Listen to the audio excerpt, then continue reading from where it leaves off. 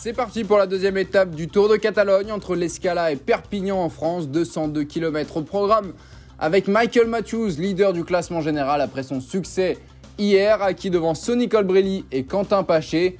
Sonny Colbrelli qui était victime d'un malaise cardiaque emmené à l'hôpital, qui ne sera pas au départ aujourd'hui, mais son état semble stable d'après son équipe qui a communiqué. Regardez le profil du jour, légèrement trompeur car on ne montera qu'à 230 mètres d'altitude. Mais une échappée a pris le large, ils sont trois, les Espagnols Bou et Moreno, mais surtout le Norvégien Jonas Widerberg pour la formation DSM, qui n'est qu'à 4 secondes au classement général car déjà échappé hier, il avait pris des bonifications. Superbe route, mais regardez à gauche, un accrochage tout proche de Michael Matthews, le leader du général.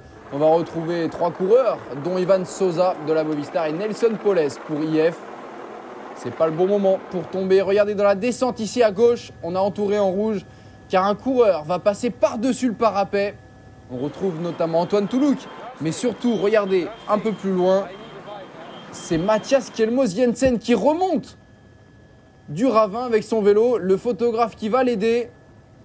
Et regardez Mathias Kjelmos Jensen qui dit au médecin « ça va, je veux juste un vélo ».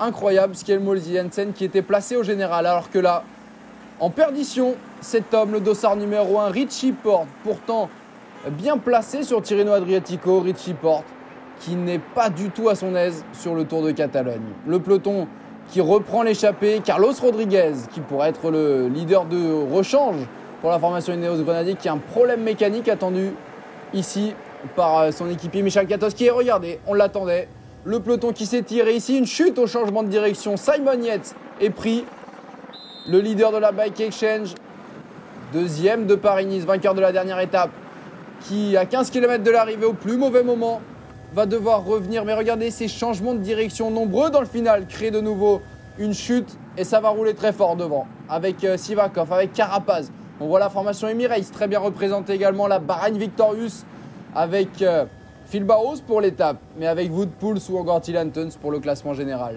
Simon Yates qui revient dans un groupe, mais encore 36 secondes à boucher sur la tête de course. Et regardez les Bahreïn qui en profitent. Il y a coup double aujourd'hui possible. Gagner du temps en général sur Yates et gagner peut-être l'étape avec Phil Bauhaus. Simon Yates qui met lui-même la main à la pâte, mais ça ne sera pas suffisant pour rentrer. On approche du dernier kilomètre. La formation Quick-Step Alpha Vinyl qui se replace en tête de peloton. Et regardez ici la flamme rouge, l'équipe Jumbo-Visma également très bien placée. Michael Matthews qui est là avec le maillot de leader qui va emmener Caden Groves, son équipier. Matthews va se sacrifier. Et regardez dans le final, Michael Matthews qui va s'écarter. Phil Bauhaus dans sa roue. Caden Groves bien placé, l'Australien de la Bike Exchange. Phil Bauhaus toujours en tête à 50 mètres.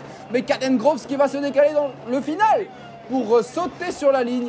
Phil Bauhaus, très belle victoire de Caden Groves, le jeune Australien de la Bike Exchange qui vient chercher un très beau succès World Tour, alors que derrière, 32 secondes sur la ligne de retard pour Simon Yates et compagnie. Et on revoit ici l'arrivée.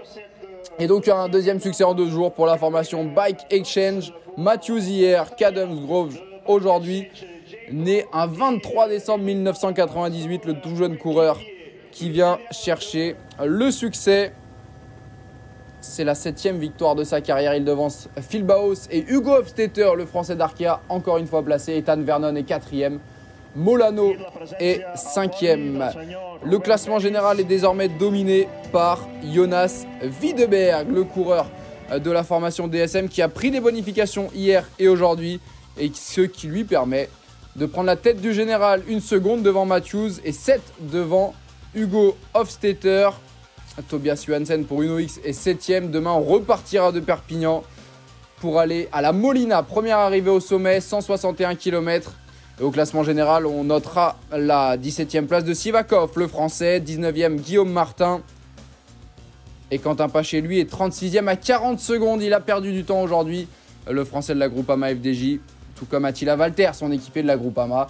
Très belle étape de montagne. Demain, il faudra être vigilant. Simon Yates devra attaquer s'il veut récupérer du temps. Ce sera très intéressant à suivre sur les antennes d'Eurosport et de GCN.